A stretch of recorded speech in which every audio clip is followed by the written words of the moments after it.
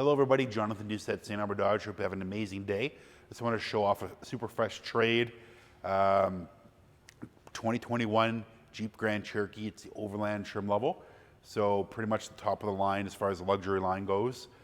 There is of course like the SRT and the Trackhawk, but they're a completely different spectrum. This is a pure luxury vehicle. We'll go over why as we make our way around, but just under 2,800 kilometers, I think 2776 as time of filming.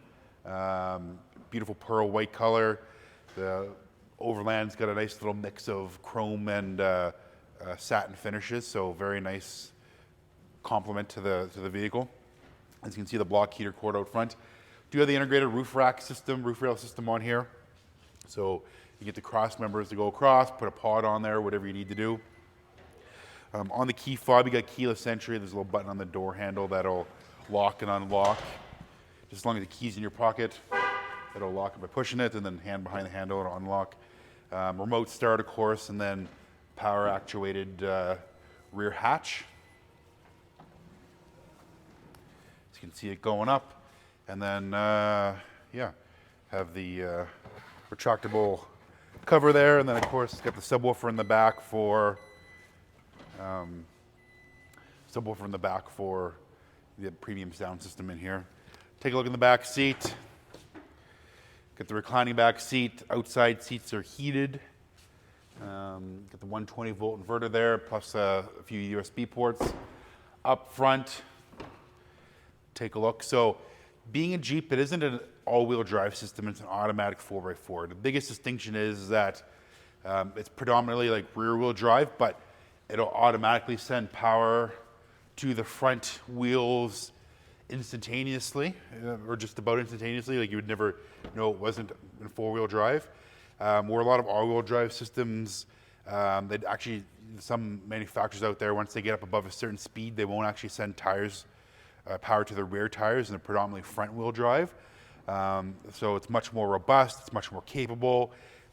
On the Overland, because it is the Jeep at the heart of everything, it's got a dedicated four-wheel drive low, so if you ever want to go off-roading, or just if you're stuck or some really bad conditions, you can engage the low setting. It does have four-corner air suspension, so there's off-road height 2, off-road height 1, your normal mode, aerodynamic mode, and then of course your lowered entry-exit mode. So if you wanted to raise it up, put four-wheel drive low, you can do some rock crawling, essentially is what the idea is. There's a mode selector on here as well too, so you can default as auto, but you got sand, mud, rock, and snow. Now when you put it in snow mode, it'll dedicate the torque front and rear 50-50 all the time. So if it's snowing out, the roads are icy, put it in snow mode, and then you're going to have an even split from your torque, not having to rely on the automatic, which it's pretty instantaneous. It'd be okay too, but it's a little feature that you should put it on there. Air suspension controls are right here.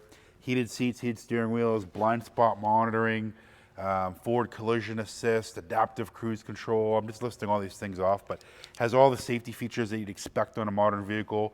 The leather in here is so supple and soft. You'll absolutely love it. Real wood steering wheel, real wood inlays on the dash and the doors. Just a very, very nice package. It looks good, sounds good.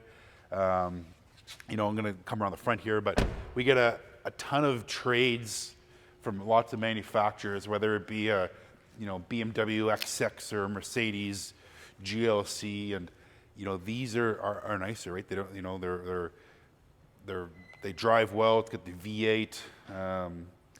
It's a nice vehicle, fully luxurious. Great infotainment system. You get Apple CarPlay, Android Auto, all those great features. Sirius XM. Everything you expect in a modern vehicle. You can get an app that you can start your vehicle from the phone. Lockable gas cap, so you need to push the button here on the side in order to release it, so you don't have to worry about anyone messing with your fuel tank or siphoning your fuel. Once it's locked, you can't get that open without breaking it. And then, take a look up front. Let me undo the latch. And a lot of vehicles right now aren't coming with block heaters too, so it's already got it. And I apologize, I did lie, maybe we can edit that out, but it's got the V6. So 3.6 liter Pentastar, very capable engine, lots of power, like 285 horsepower, lots of get up and go. Love to have you come down, take a look. Give me a shout on my personal cell, 780-952-3018.